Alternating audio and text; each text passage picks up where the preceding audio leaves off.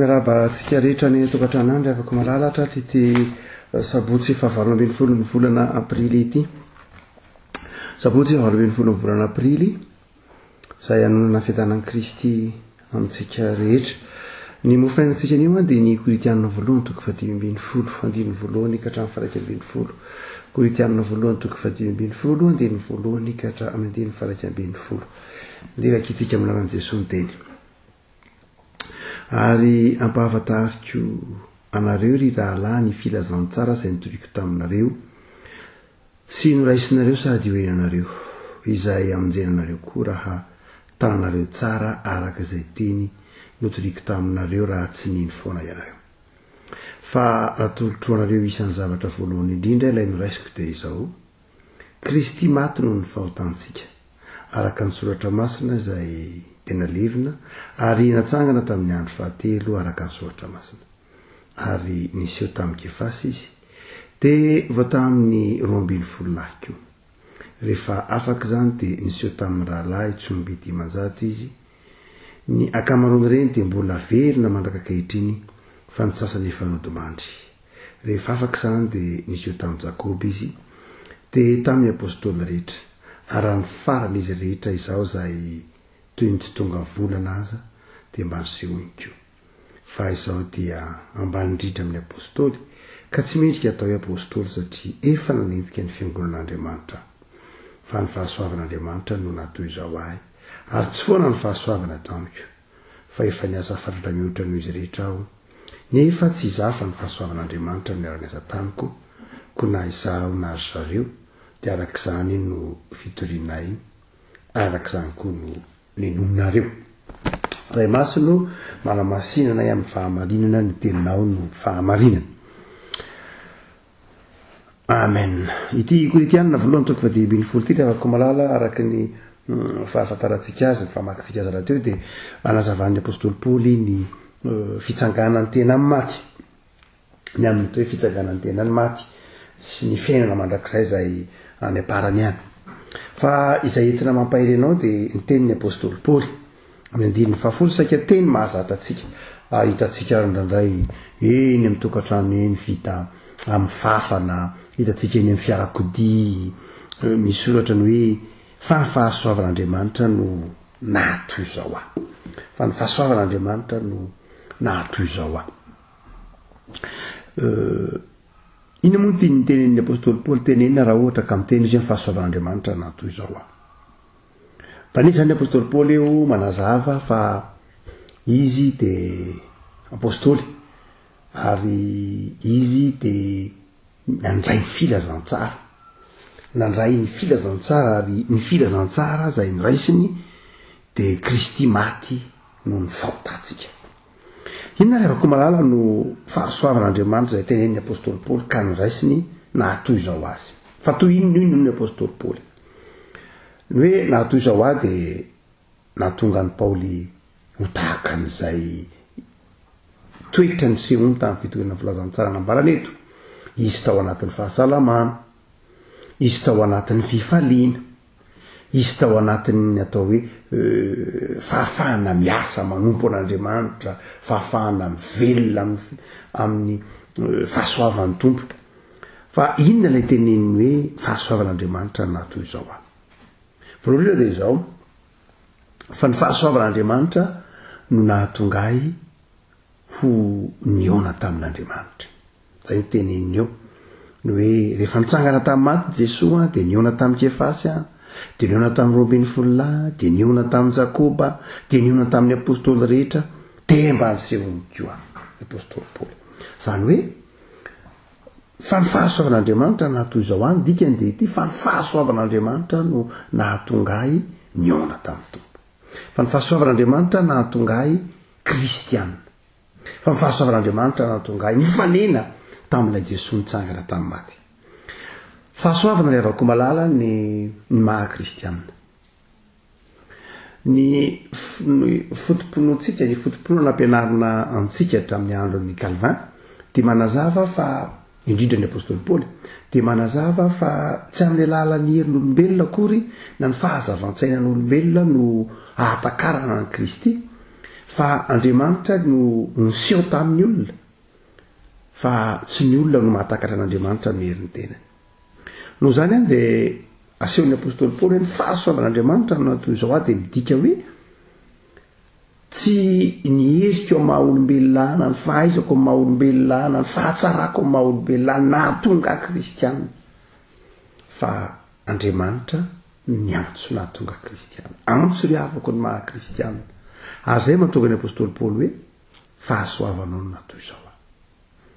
Zany asehon'ny apôstôly Paoly fa nahoana ianao ny kristianina, fa nahoana ny olona fantatrao, nahoana ny kristianina, ny olona maro any amin'ny firenena rehefa tsy kristianina dia tsotra tsy tian'Andriamanitra izy, tsy zay, fa ianao tian'Andriamanitra, tsy hoe tsy akasitran'Andriamanitra izy na tsy hoe arian'Andriamanitra izy, tsy zay, fa izao ianao tian'Andriamanitra manokana. Zay le fahasoavan'Andriamanitra. Tokony hisotran'Andriamanitra zany isika ry havako malala noho ny mahampino tsika, satria ampanantenan'Andriamanitra ity fiainana mandrakizay teneniny Korintiana voalohany 1:20 ity. Zay ny voalohany, fahasoavan'Andriamanitra natoy izao inona ny dikany? Fahasoavan'Andriamanitra nahatonga ahy ho kristianina. Zay ny toy izao voalohany. Fa ny faharoa ry havako malala, fa ny fahasoavan'Andriamanitra natoy izao dia tenenin'ny apôstôly Paoly amin'ny soratra Almasina ny manontolo ny amin'ny ataontsika hoe fananan'ny Paoly mpiara-miasa namana. Amin'ny apôstôly Paoly dia tena zava-dehibe mihitsy ny antsoina hoe namana, sakaiza. Paoly dia fantatsika fa tsy mba nanambady, fa izao Paoly dia nanana sakaiza tsy mahafoy. Ohatra, lioka dokteran'ny apôstôly Paoly, lioka ge niaraka tamin'ny apôstôly mandrakariva, ry Marka ohatra fa nifantatry ny apôstôly Paoly tsara, Marka nohatra ny filazantsara, Jaona Marka, ry Kefasy, zany hoe tena ny apôstôly Paoly dia na dia ataontsika hoe irery azy izy tamin'ny lalana natoran'Andriamanitra azy dia nanana namana be dehibe, sakaiza be dehibe, nanana rahalahy be dehibe. Ary ny apôstôly Paoly dia faly tamin'ireny sakaizany reny, faly tamin'ireny rahalahiny reny. Ary jereo tsara matakatsika malagasy, tsika malagasy rehefa mifanena amin'ny olona dia miteny hoe mampamangy an'iny to, mampamangy any dada to, mampamangy an-dranona, mampamangy an-dranona, satria tsika tia fihavanana be. Ka na dia tsy afaka mifanaritafa dia fanao tsika malagasy mihitsy ny teny hoe mampamangy ny fianakaviana ohatrao, mampamangy an zareo any, ampitao any filaretso hoe. Dia raha mamaky ny soratry ny apôstôly Paoly ianao any amin'ny farany amin'ny taratasy dia hitanao mandrakariva zany teny hoe mampamangy an-drianona dia velomany amin'ny sy ny sisa rehetra. Ary saika hitanao amin'ny soratry ny apôstôly Paoly mandrakariva izay rehetra izay, na dia amin'ity Korintiana ity fotsiny ihany azy dia efa ahitantsika. Ohatra zao ny 9:20 amin'ny Korintiana voalohany 2:20 ao ambadika ao, manao velomanareo fiangonana aty Azia dia mampamangy indrindra, manao velomanareo any, mampamangy andry Aquila, ry Priscilla, lazao koa Stefana, Fortunato, ry Akaiko sy ny sisa rehetra. Zany hoe tena olona tia olona be ny apôstôly Paoly, tia namana ny apôstôly Paoly, tia rahalahy ny apôstôly Paoly. Reny dia ambaran'ny apôstôly Paoly hoe fahasoavana. Fa ny fahasoavana no matoy izao dia izao lasa mananamana be dehibe, manana sakaiza be dehibe, manana mpiara-mivavaka be dehibe. Ry havako malala, ndraindray tsy eritreretintsika ho fahasoavana amin'ny mpiara-belona amintsika, ndraindray tsy eritreretintsika ho fahasoavana ny havatsika, ny namantsika, ndraindray tsy eritreretintsika ho fahasoavana izy ireny, fa eritreretintsika olon-kafa. Ny dikany teny hoe devoly nandeha atao ve Satana dia izao ny dikany, ilay mpampisaraka, ilay mpampifanandrina.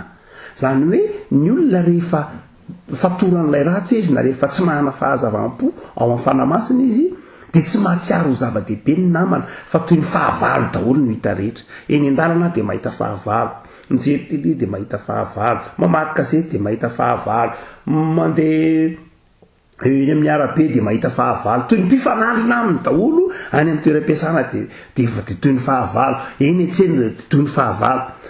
Fa ry havako malala, ny mpanompon'Andriamanitra dia misaotra an'Andriamanitra noho ny namana.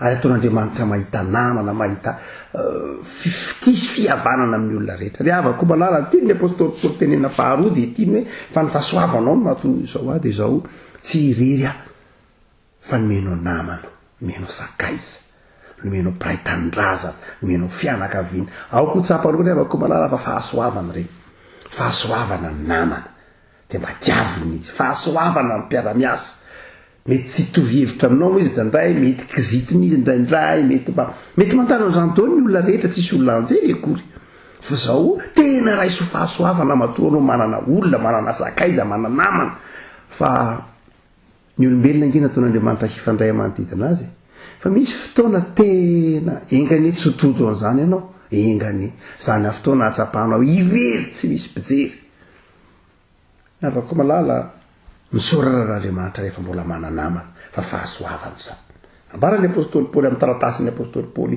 ny asa arbidiny fifankatiavana ny firahalaina dia farany avaka malala rehetra mampaherenao hoe fa ny fahazoan'andriamanitra na toy izao dia ny fameloman'andriamanitra ny fameloman'andriamanitra zany andriamanitra amin'ny apôstôly Paoly no mamelona ny apôstôly Paoly dia tsy mba nanan-karena be tsy izay loatra tsy niary arena be tsy izay loatra fa ny apôstôly Paoly dia manazava fa andriamanitra dia manome sahaza ny olona ary ny sahaza ny olona dia andriamanitra ny manome azy misy olona men'andriamanitra be dia be sahaza azy zay misy ny men'andriamanitra tonotony zay zany ny sahaza azy misy ny men'andriamanitra kelikely araka ny mety ho fombejerenao azy zay ny sahaza azy ny sahaza ny olona tsirairay dia andriamanitra ny mandanja azy ny sahazanao tsy sahaza ny sahaza mety tsy ho sahazanao ny sahaza mety tsy ho zakanao fa mety ho mangifiry aminao hoe tsy ho zakako ny